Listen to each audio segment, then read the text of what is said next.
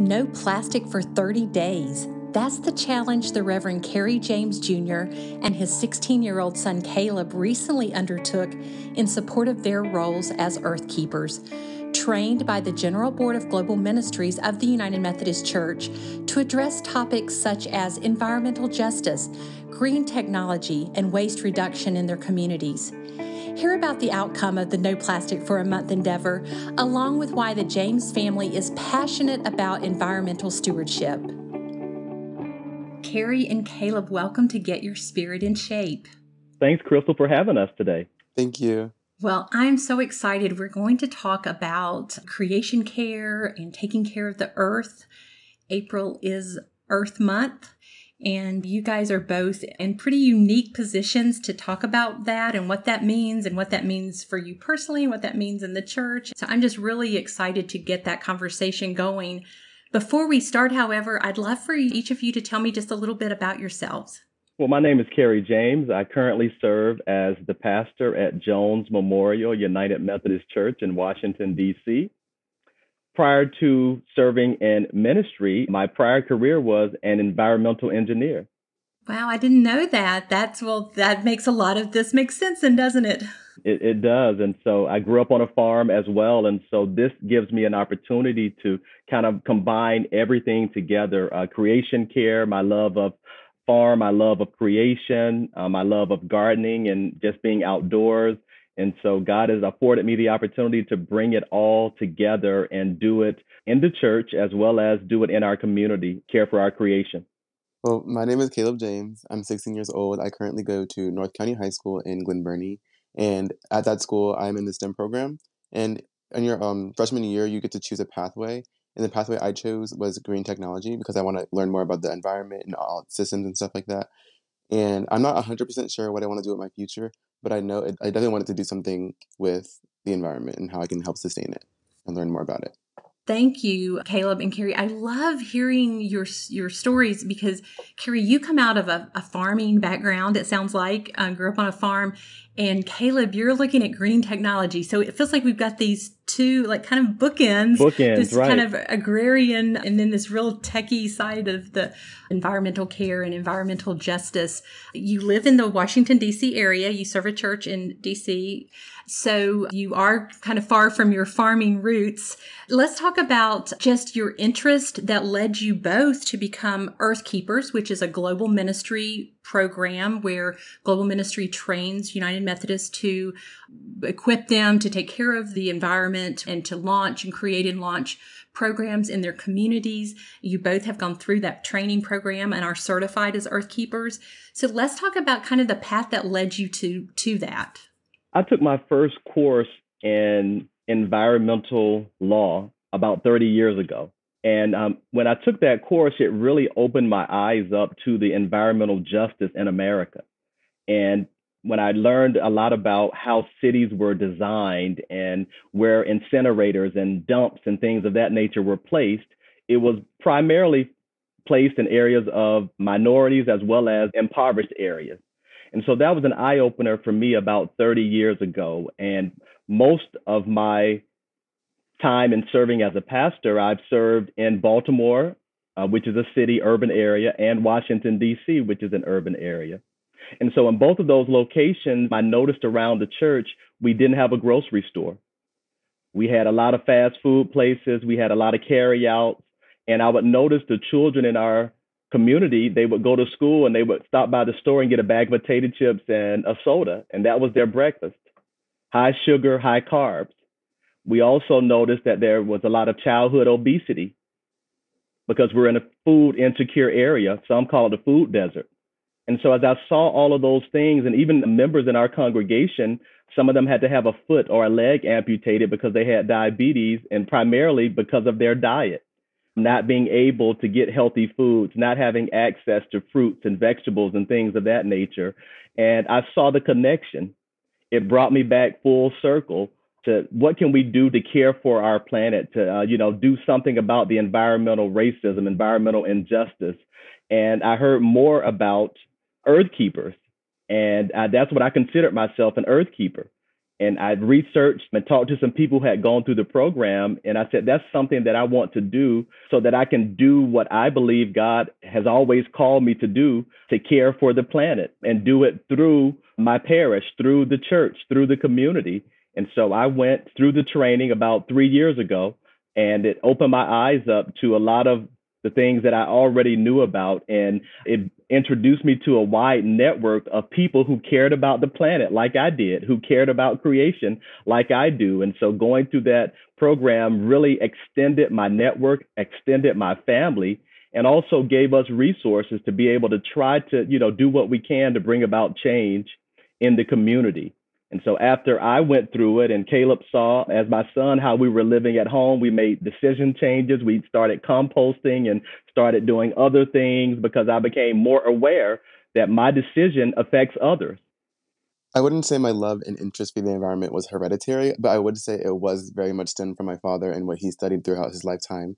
And I was enjoying the outdoors and loving, and I'm trying to understand like how everything is shaped and how it, all became this way.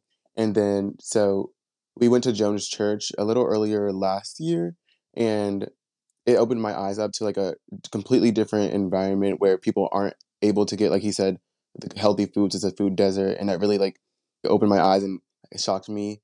So I was always wondering what we could do. And then EarthKeepers came up one day and we did the training, and it very much helped us. And just recently, I learned more about environmental injustice and how it really is affecting minorities and how we need to step up and change this. So like the environment is an outlet for justice. I didn't realize that until recently.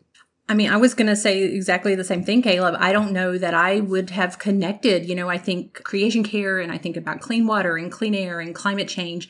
But Carrie, I hear you talking about how that's affecting people, their food that they're eating, their health in such a, significant way. I agree with you, Caleb. I hadn't really put the two together, and that makes it seem it's all around us. I mean, of course, the air is all around us and the water is all around us, but it's affecting our neighbors in a really acute way as well. I know with EarthKeepers, you have to pick a project to be a part of that. That's kind of part of the training. Can you talk about what you chose for yourself or your community? So the timing of this was actually perfect because I'm a Boy Scout. I was at the final stage of becoming an Eagle Scout, which is like the last final thing, becoming an Eagle Scout. And what you need to do in order to get that is do an Eagle Scout project that helps some sort of organization. And it hit me, like, what if we do the project to help my Eagle Scout project and the EarthKeepers requirement?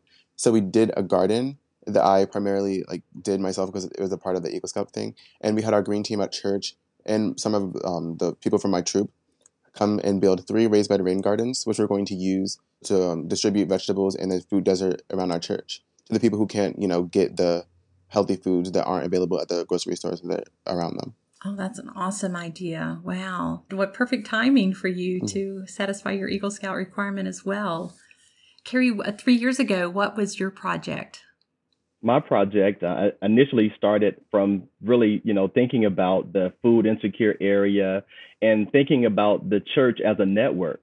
And so I decided to work on a project that I entitled Soil to the Sanctuary. And so using church property, no matter what size of property you had, to grow fruits and vegetables and use the church as a network, as a farmer's market, to distribute those free or at a nominal cost in the community. And so that was my project, to do gardening at the church and to tap into other churches to teach them how to do an urban garden, how to do a garden at their house in a bucket or in, whatever they have, because a lot of people think you need all of this land to do a garden.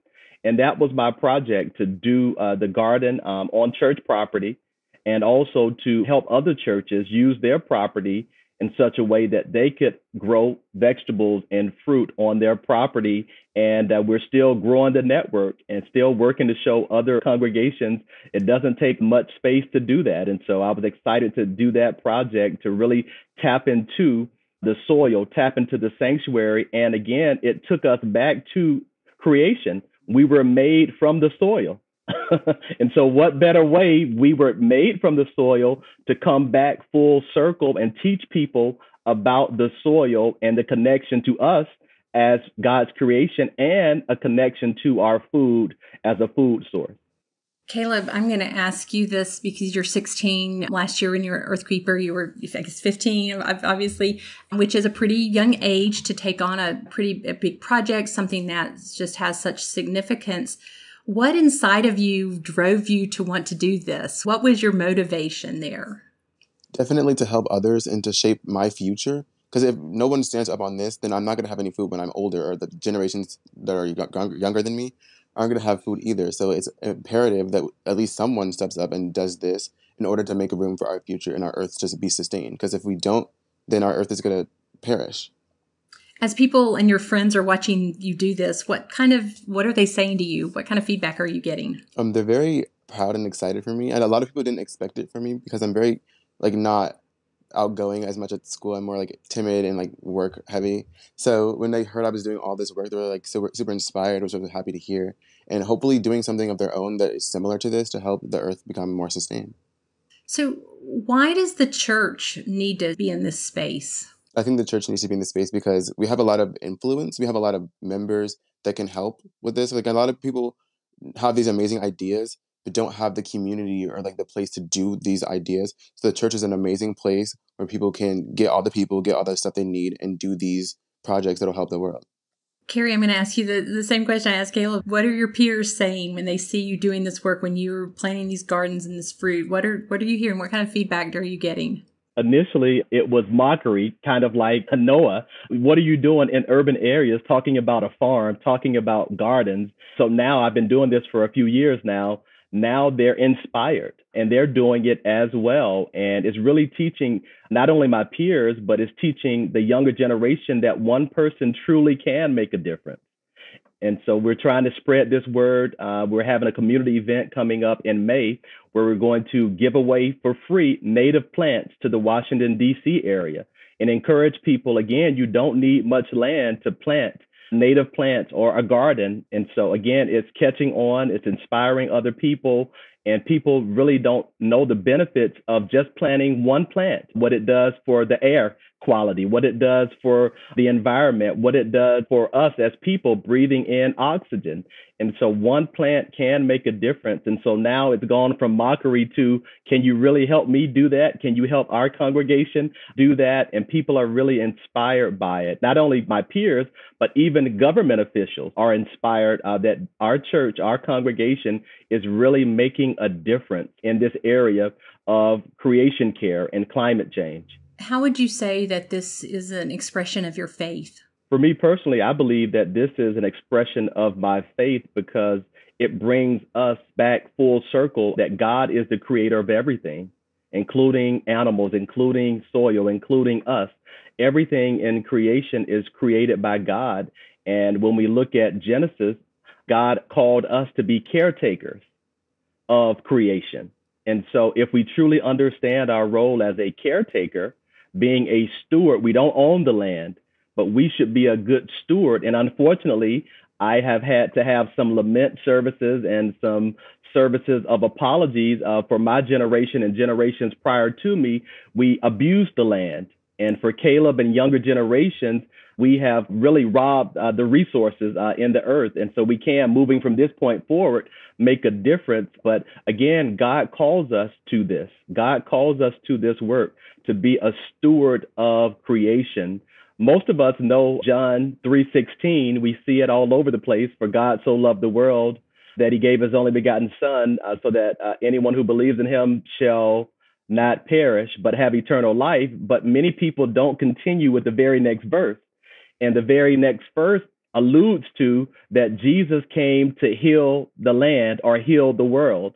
And so God calls us to be agents of change, agents of healing, to be agents of stewardship of the earth and of the resources that God has afforded us, the air, the water, all of the resources that we have. We should be good stewards of that and know that our decision not only affects us, but it affects future generations as well. So this is the work that God calls all of us to, no matter your faith. God calls all of us to this work because we only have one earth and all of us have to do our part to sustain it and care for it. Caleb, I'm kind of sensing that you're in a full agreement here. What are you thinking? Yes, there's this Bible verse, that's Genesis 2, verse 7, that reads, "The Lord God formed the man from the dust of the ground and breathed into his nostrils the breath of life, and the man became a living being." Like he said, we came from the ground, we came from God's creation. So why are we destroying it? Why are we not sustaining it? Like it's our job to sustain, because it's where we came from, it's our roots.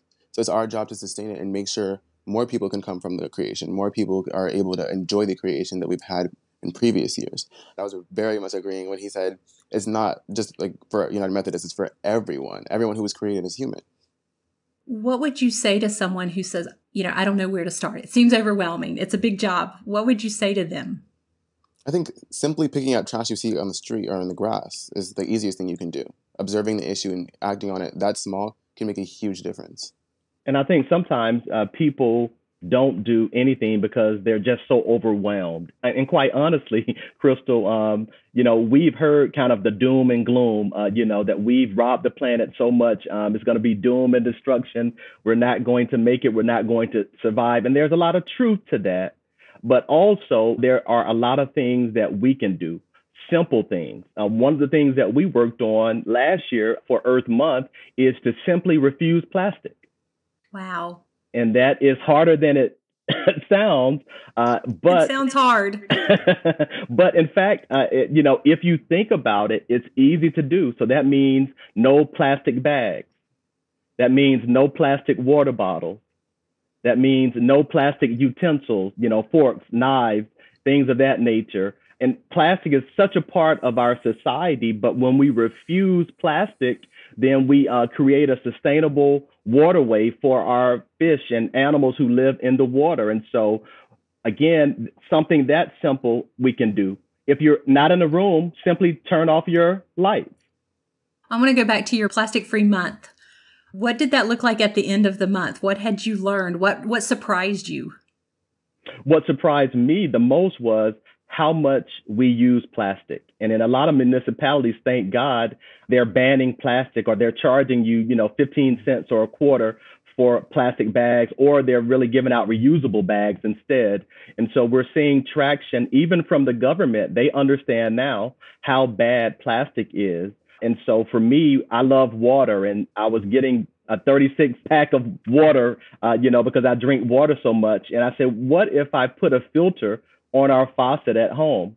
What if we have a pitcher in our refrigerator that purifies the water, and we don't have to get all of these bottles of plastic? And again, use recyclable bags instead of the plastic bags. And so again, we realized how much plastic we were using. And once we stopped, we realized how much we can make a difference if we refuse it and not use it. And so it was, great to really, for an entire month, to realize what we did for the planet just as one household, and other people in our congregation, other people in Washington, D.C., they joined on board as well. And I just can only imagine how much water, how much plastic we refused over that month. Another eye opener for me, Caleb and I and other people from our green team at Jones Memorial United Methodist Church, we went to clean up the Anacostia River, which is the major river around our church, along with the Potomac River. And we collected over 500 pounds of plastic bottles in the river. Wow. Plastic bottles. People, single-use plastic bottles, they would take a sip or finish the bottle and just throw it in the river, or it ended up in the river. And so that blew my mind. I think there were about 75 30-gallon trash bags full of plastic bottles that were in the river. That was a quarter of a ton of plastic that you fished out. Fished out of one river in one day. Wow. That's tragic that it was there in the first place. Right. It is a tragedy. And again, as you get it, Crystal, I think we need to help other people see that. And some people are more visual. And when they saw us stand next to all of those trash bags, it gave them a quantitative approach to, I'm using bottles. And, if I'm using 30 a month or 300 a month, all of those could be my bottles if they ended up in the waterway. And so that simple step of just refusing plastic can do a lot to save our planet. I've seen some research to indicate that if we continue down the path that we're on now, in 30 years, the fish population and animal population, plant population in the ocean will decrease by 50% in 30 years if we continue to pollute the waterways with plastic. Wow. Caleb, you hear a statistic like that, and how does that make you feel? It's devastating that like future generations won't even get to see animals. Like animal life is another thing that God created, is sacred, and all of us, all we're doing is polluting the oceans and destroying it, depriving other people from seeing this amazing creation. And another big issue is a lot of people are in denial. They're like, oh, I have one plastic water bottle. If I don't recycle it, nothing will happen. I'm just one person. When millions and millions of people think like that, it adds up. Yeah, that's what I'm hearing from both of you, is that, kind of that personal responsibility. Yes, we all have personal responsibility, and that's where it starts. So it may seem like a daunting task, but just start on a personal level. Small changes that we make in one day eventually will have a domino effect and, bring about, a better planet, a better earth, a better creation. But it just starts with one step. It starts with one day, and all of us on a personal level can make a difference. Where's the hope? What are you seeing that makes you feel hopeful? People are more open to change as they're starting to see the issues really come to real life and they see them right in front of themselves. They're willing to actually help and change. And I feel like more of that mentality will hopefully make the future more bright and have a better future for the environment. For me, I see hope in Caleb and his generation and other generations. I'm seeing a lot of people his age who could be doing a whole lot of things their teenage years, but they are writing their elected officials. They're doing advocacy work. They're marching. They're protesting. They're giving up meat. They're giving up plastic. They're doing a lot of those things to basically what I call a carbon fast. They're reducing their carbon footprint for a day or for a month because they understand what could happen if we don't do anything today. So that gives me hope, knowing that younger generations understand the enormity of this situation, but also they understand that they are and we are the solution to the problems that we face. And so that gives me hope. That gives me excitement every day, knowing when I see people like Gretchen and I see other young people speaking out, on these issues, it gives me hope and it gives me joy.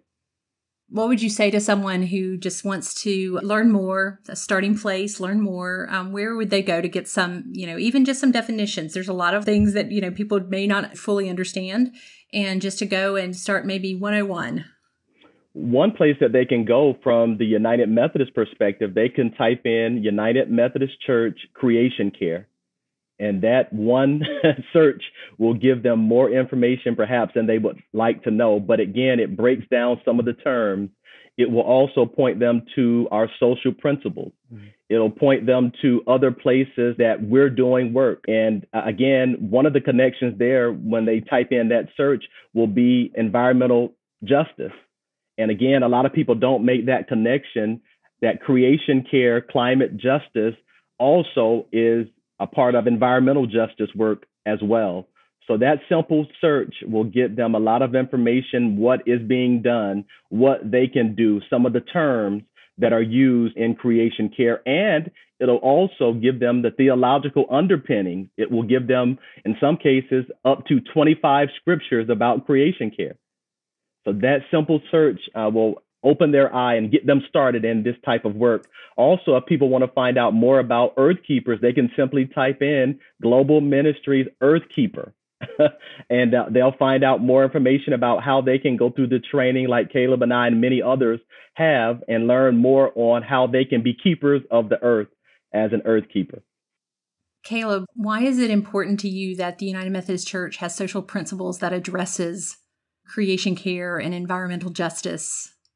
So a lot of the social principles are really strictly for United Methodists, but I feel like the one for creation care is very broad and for everyone. And even people who aren't religious can look at it and understand what's going on and what we need to do for the environment. So I feel that how it has that much credibility is very important, and people should take the time to do their research and understand how they really are impacting the environment. And adding on to what he said about global ministries, you can also just search up the Creation Care Network and see what a bunch of other people are doing as far as their projects and gain inspiration from them and maybe do something similar to that in your congregation or wherever you are in your small community, in your neighborhood or wherever, in your school. And the simple change like that doesn't just like make a change, but it also opens people's minds who are helping with that. And that could lead to more, like it make a positive domino effect. Well, you both are certainly inspiring in the work that you're doing. We have one question that we ask our guests. I'd love for both of you to answer that before we go. And that question is, how do you keep your own spirit in shape? For me personally, this type of work is one way that I keep my spirit in shape because, again, we were made from the topsoil. We were made from the ground, the dirt, the soil. And for me, doing this type of work helps sustain me. Another thing I love to do is I love to meditate. I love to garden. I love to take prayer walks. And so meditation, prayer walks, and just being out in nature, you can hear the voice of God. One of my mentors, of course, I didn't meet him, George Washington Carver, who invented so many things from peanuts and sweet potatoes. He has in one of his quotes, if you want to hear the voice of God, take a walk in nature. And so I've kept that quote to heart that whenever I want to feel God's presence, I want to hear the voice of God, I'll go outside and just take a walk, no matter where I am, in an urban area, in the country, rural, just take a step out in nature. And because of our connection to creation and connection to God, I hear the voice of God, and that sustains my spirit and that sustains my soul. What keeps me going is knowing that there is hope. That simple fact makes me want to keep going until we reach the hope. Another thing that keeps me going is seeing how beautiful the environment is and knowing that if I don't help sustain it, this is all going to be gone. It's going to be lost. And I want other people to see that too. Like, they don't understand, like, if we don't take these actions, everything you see outside is going to be gone. It's not going to be the same, and it's not going to be enjoyable for younger people. Caleb, your passion, and Carrie, yours too, it's just so infectious and definitely inspiring and motivating. And I thank you both for being a guest on Get Your Spirit in Shape with us today and for the work that you're doing in your community that really is affecting the entire world. So thank you so much. Thanks for having us, Crystal. Thank you. That was the Reverend Cary James Jr. and Caleb James sharing about their experiences as EarthKeepers in the United Methodist Church. To learn more about EarthKeepers and creation care, go to umc.org/podcast and look for this episode. In addition to the helpful links and a transcript of our conversation, you'll find my email address so you can talk with me about Get Your Spirit in Shape. Thank you so much for joining us for today's episode of Get Your Spirit in Shape. I look forward to the next time that we're together. I'm Crystal Cavanis.